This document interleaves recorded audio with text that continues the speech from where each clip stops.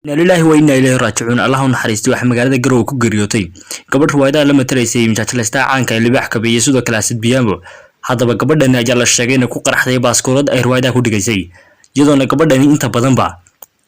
daawad ku matali jirtay ruwaayada inay tahay askariyad hadaba ciidamada booliiska Puntland ayaa waxay xabsiga u taxaabeen kooxdaasi hadaba daawad gabadhani ayaa waxay ku geeriyootay markii ay ku qaraxday baaskoolad ay ruwaayada ku dhigaysay hadaba iyadoo si kasta daawad lagu kaftamaysa uguna ciyaaraysa ay daawad ku qaraxday baaskooladii ay ruwaayada ku matalaysay allah u naxariiste hadaba daawad kooxdaasi ayaa waxa xabsiga u taxaabay ciidamada booliiska iyagoona sheegay in gacanta ku hayaan kiiska baaritaanka dambigaasi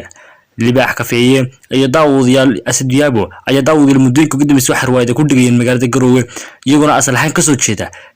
daawad gobolka Mudug hadaba daawadayaal kooxdan ayaa waxa la sheegay in hadda xabsiga liinta ku cabiyaan hadaba daawad gabadhani ayaa ruwaayada waxay ku dhigi jirtay ruwaayada oo magaceeda loo oran jiray Taliso ayaa gabadhani daawad hadii jeer waxay ku matali jirtay qoryo iyo sidoo kale baaskoolado hadaba bulshada ayaa si kala duwan oo aragtiyo kala duwan komitiyada ugu qori jiray war gabadhan hubka laga qabto uu ku qarxi doonaa ugu dambeyn daawad ayaa dhacday waa gabadha waa uu ku qarxay hubkii hadaba maanta ayaa baaskoolada ay ku matalaysay ruwaayad daawad asig iyadoo ku kaftamaysa markaasna ku ciyaaraysa daawad ay ku qarxday daawad waxa daba loo tacsiidanaya ehelka qaraabada asxaabta iyo family ay ka baxday daawad gabadhan magaceeda lagu magacaabi jiray Anisa Cabdicasiis Saciid daawad rabbi naxariista jannaha ka waraabiya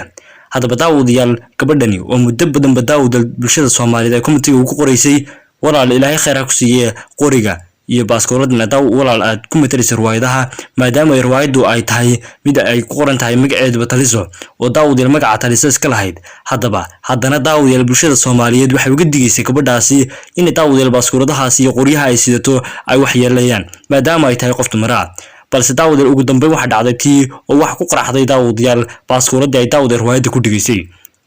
iyadoona daawad aynu isku wada ognahay inaan hubku ahayn wax la isku haleyn karo oo daawad iska qarxi kara hadaba daawad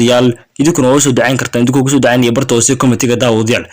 bacdaas inta wararka isku duuban hadii aanu nahay waxaanu leenahay rabbi naxariistii janna ka waraabiyo qabrigana Ilaahay u nuuro su'aalahana Ilaahay ha ku simo daawad intaas muuqaalkeena ku soo koobina hadii aad halkan soo gaadhay aad kugu mahad celinaa muuqaalka si share gareysay dad badan ugu soo duceeyeen walaasheen